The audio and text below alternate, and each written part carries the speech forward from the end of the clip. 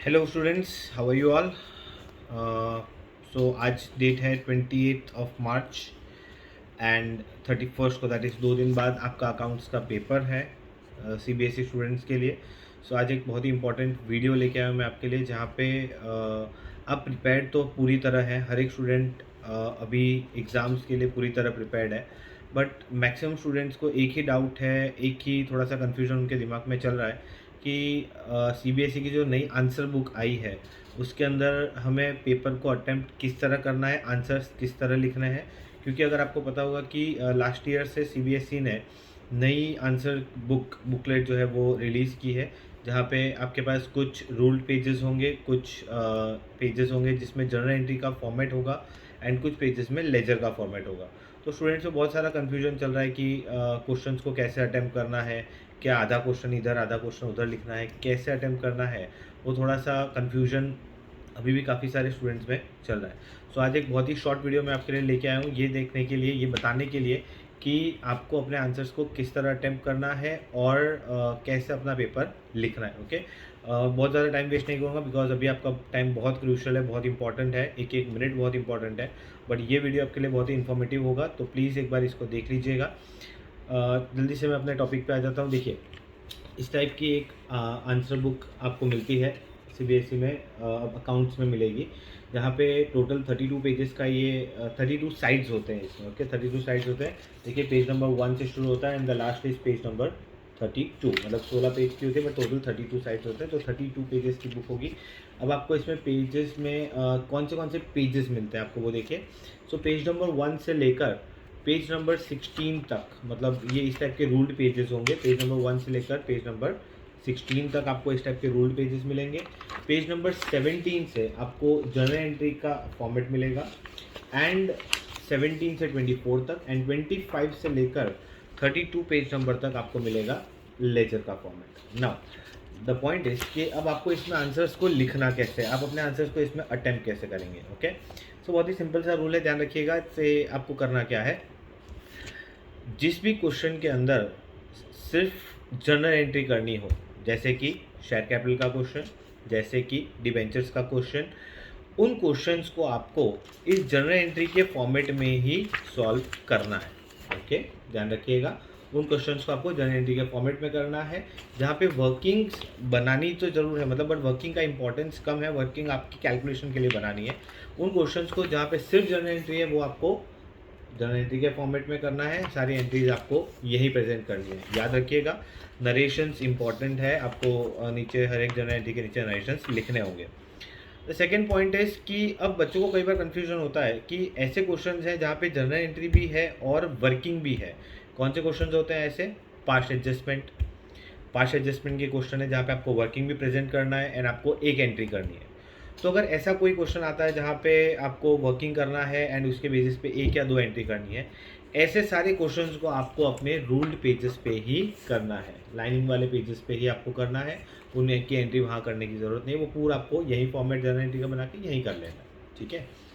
Point number 3 कि अगर questions आते हैं पार्टनरशिप में कौन से, एडमिशन के, रिटायरमेंट के। अच्छा, एक चीज़ हो सकती है, अगर सीबीएसई ने एडमिशन में या रिटायरमेंट में सिर्फ जर्नल एंट्री पूछी, तो जर्नल एंट्री का क्वेश्चन आया तो आप क्या करेंगे?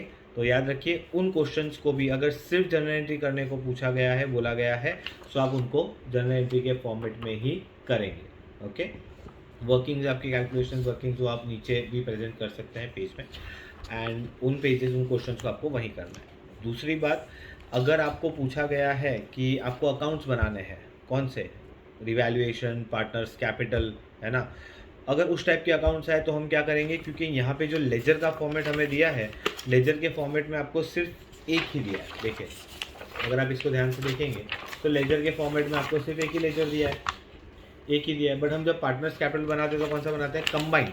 तो कंबाइन कैपिटल कैसे बनेगा? सो इन दैट केस आपको उस क्वेश्चन को भी रूल पेजेस में ही लिखना है।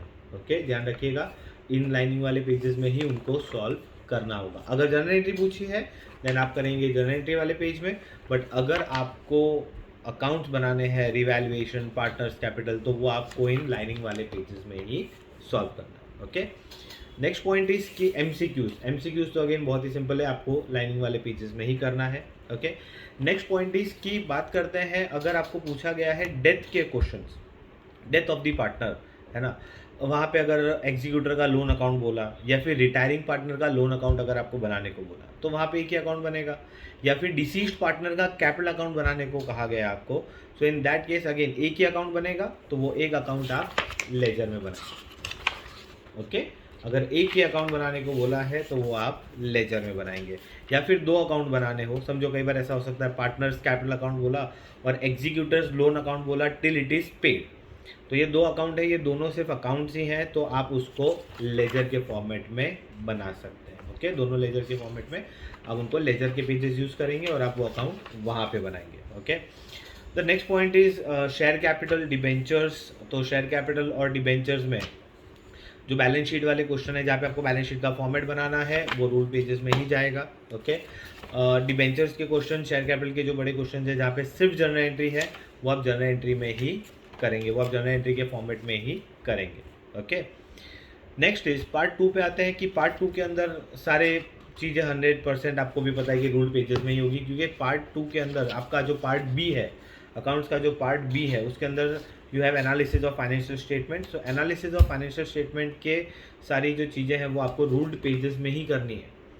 Either it is cash flow statement, उसका स्टेटमेंट आपको रूल पेजेस पे ही बनाना है, उसका फॉर्मेट आपको रूल पेजेस पे ही बनाना है और यहीं पे उसको सॉल्व करना होगा। ओके, सो ये थोड़े कुछ बेसिक चीज़ें हैं जो पे आपको ध्यान रखना है।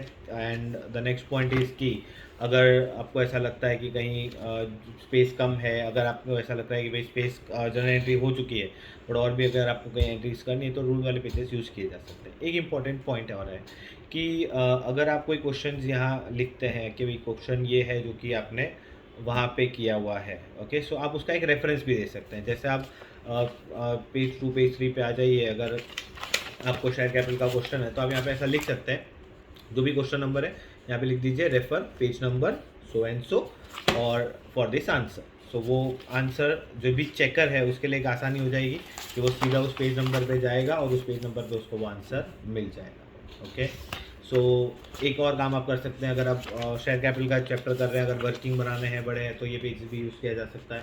इस पेज पे वर्किंग और इस पेज पे शेयर कैपिटल की एंट्री भी की जा सकती है। ओके, सो इन शॉर्ट बहुत आसान है, कुछ आपको मैंने चीज़ें बता दी हैं, उसी पे फोकस करना है, टेंशन की बात नहीं है, आप लोग फुल्ली प्रिपेयर्ड हैं, हौसला रखिए, अपना हौसला बुलंद रखिए, सारी चीज़ें अच्छे से होंगी, you are fully prepared. Okay, so once again all the best to all of you, thank you very much, God bless you.